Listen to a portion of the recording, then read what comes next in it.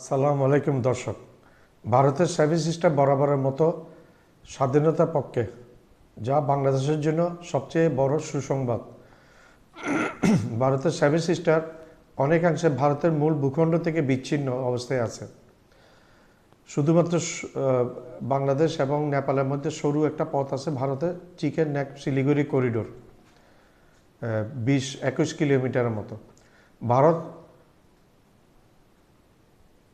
ভারতের শাসন ভারতের সেভেন সিস্টার মোটে মানতে আগ্রহী নেই। তারা অনেক দিন থেকে স্বাধীনতার চেষ্টা করছে, স্বাধীন হয়ে যাওয়ার চেষ্টা করছে। সেভেন সিস্টারকে ভারত বরাবরের মতো বঞ্চিত করে রেখেছে।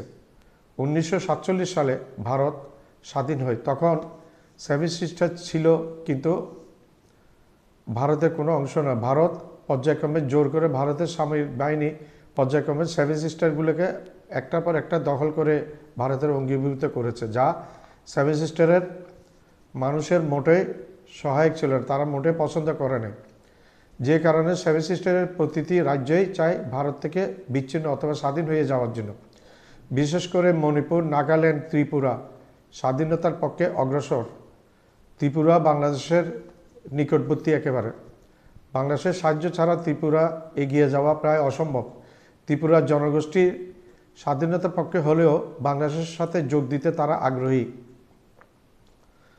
বাংলাদেশের অর্থনীতিতে ত্রিপুরা গুরুত্বপূর্ণ ভূমিকা রাখতে পারে। ত্রিপুরা স্বাধীন হলে বাংলাদেশ একমাত্র বাণিজ্য করার পথ হবে। ত্রিপুরাকে তখন বাণিজ্য করতে হবে বাংলাদেশের ভিতর দিয়ে, যদি ত্রিপুরা ভারত থেকে স্বাধীন হয়ে যায়। ত্রিপুরা 42 লক্ষ জনগোষ্ঠীর বাণিজ্যিক অংশীদার বাংলাদেশ হবে।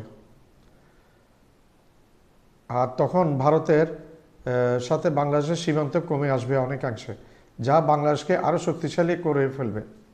মণিপুর এই মুহূর্তে স্বাধীনতার দিকে সবচেয়ে এগিয়ে। মণিপুরে ভারতের কেন্দ্রীয় নিয়ন্ত্রণ নাই বললে চলে। তাই আজ বা কাল মণিপুর যে স্বাধীন হবে তা প্রায় নিশ্চিত।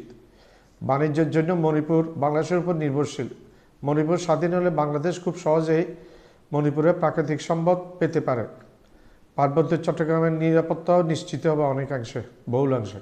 বর্তমানে ভারত বাংলাদেশের নিরাপত্তার জন্য একটি বড় চ্যালেঞ্জ, বড় ঝুঁকিপূর্ণ দেশ ভারত বাংলাদেশের নিরাপত্তার জন্য। বর্তমানে বাংলাদেশের 3 দিকে ভারত, অথচ সেভেন সিস্টার স্বাধীন হলে একদিক দিয়ে ভারতের সীমান্ত থাকবে বাংলাদেশের সাথে।